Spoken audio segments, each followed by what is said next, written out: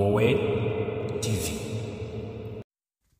Abalewi igice cya 21 turatwibaza ikibazo cya mbere kibaza ngo ibyo somye birambwira ibyande kandi biranyigisha iki? Reka dusome mu izina rya Yesu. Amategeko yo kwirabura no kurongorana by'abatambyi. Uwiteka abwira Mose ati, bwira abatambyi bene Aroni uti, ntihakagire uwo muri mwe wiyandurisha intumbi ngo yandurire hagati mu bwoko bwe, keretse yakwanduzwa n'iya mwene wabo wa bugufi, nyina na se n'umuhungu we n'umukobwa we na mwene se na mushiki we wari ukiri umwari, akamwene wabo wa bugufi, kuko atarongorwa, intumbi ye yayiyandurisha. Ubwo ari umukuru mu bwoko bwe, ntakiyanduze ngo yiyonone. Ntibakogoshwe ibiharanjongo, ntibakiyogoshe inkokora z'ubwanwa bwabo, ntibakikebe ku mubiri, babera Imana yabo abera. Ntibagasuzuguze izina ry'Imana yabo, kuko ari bo batambira Uwiteka ibitambo bikongorwa n'umuriro, ari byo byo kurya by'Imana yabo. Nicyo gituma bakwiriye kuba abera. Ntibakarongore maraya cyangwa uwanduye, kandi ntibagacyure uwasenzwe, kuko umutambyi ari uwera ku Mana ye.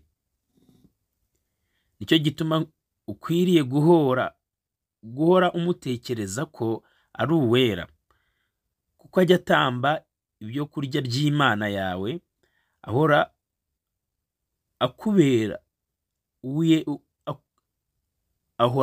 uwera, kuko Uwiteka ukweza ndi uwera.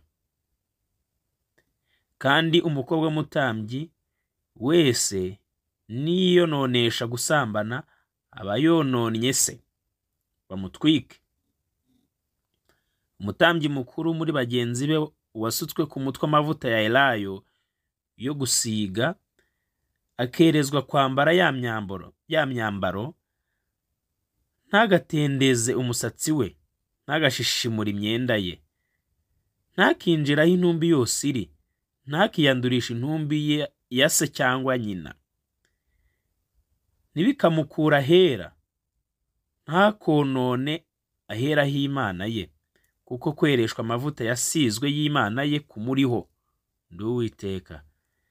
Kandi umukobwa arongora azaba ari umwari.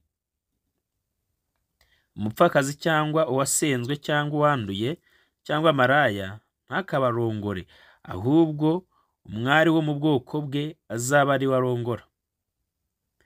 Ntakononere urubyaro rwe hagati mu bwoko bwe, kuko ndi Uwiteka umweza. Uwiteka abwira Mose ati, bwira Aroni uti, umuntu wese wo mu rubyaro rwawe mu bihe byabo byose uzagira inenge, ntakigire hafi ngo atambe ibyo kurya by'Imana ye. Umuntu wese ufite inenge ntakigire hafi, impumyi cyangwa uremeye ukuguru cyangwa ubutaraye izuru, cyangwa ufite urugingo ruruta urundi nkarwo, cyangwa uvunitse ikirenge cyangwa ikiganza, cyangwa ufite inyonjo cyangwa igikuri, cyangwa ufite inenge ku jisho, cyangwa urwaye ubuheri cyangwa ibikoko, cyangwa umenetse ibinyita bito. Ntihakagire umuntu wo mu rubyaro rwa Aroni umutambyi ufite inenge wigira hafi ngo atambe ibitambo bitambirwa Uwiteka bigakongorwa n'umuriro, kuko afite inenge. Ntakigire hafi ngo atambe ibyo kurya by'Imana ye.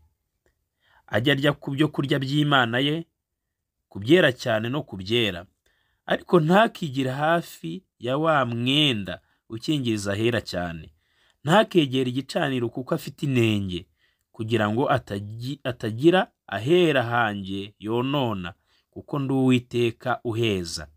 Ibyo byose Mose abwira Aroni n'abana be n'Abisirayeli bose.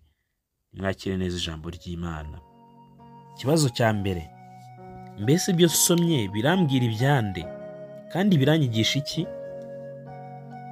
Umusomyi yarabivuze we muri ubu buryo: ntihakagire uwo muri mwe wiyandurisha intumbi ngo yandurire hagati mu bwoko bwe.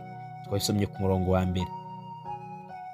Yari izi umurimo w'abatambyi ko ari ukomeye cyane, niyo mpamvu nabo ibabwira ibyo bagomba kwirinda kugira ngo bakore umurimo wabo bakiranuka. Abatambyi bagomba kwegera bene wabo ba bugufi,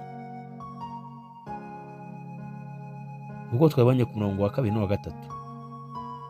Ibi nabyo bitwereka agaciro Imana iha umuryango. Umuntu wese wo mu rubyaro rwawe mu bihe byabo byose uzagira inenge ntakigire hafi ngo atambe ibyo kurya by'Imana ye. Umurongo wa 17. Aya magambo arakomeye cyane muri iki gihe tuvuga cyane: uburenganzira bwa muntu. Imana ntirobanura ku butoni kandi ikunda buri muntu wese nubwo yaba afite inenge iyi n'iyi ku mubiri we. Haleluya. Umutambyi utamba ibitambo bitagira inenge byamusabaga nawe kugaragaza ko nta nenge afite. Imbuzi bene data, baca umugani ngo nta mwiza wabuze inenge. Ntihakagire ufite inenge ku mubiri wisuzugura. Utayifite nawe yirinde kumva ko hari icyo arusha uyifite. Imbere y'Imana bose bezwa n'amaraso ya Yesu yaviriye ku musaraba, kandi Imana ibafata kimwe. Haleluya. Soresha indirimbo ya 84 mu gushimisha Imana. Imana ibarinde.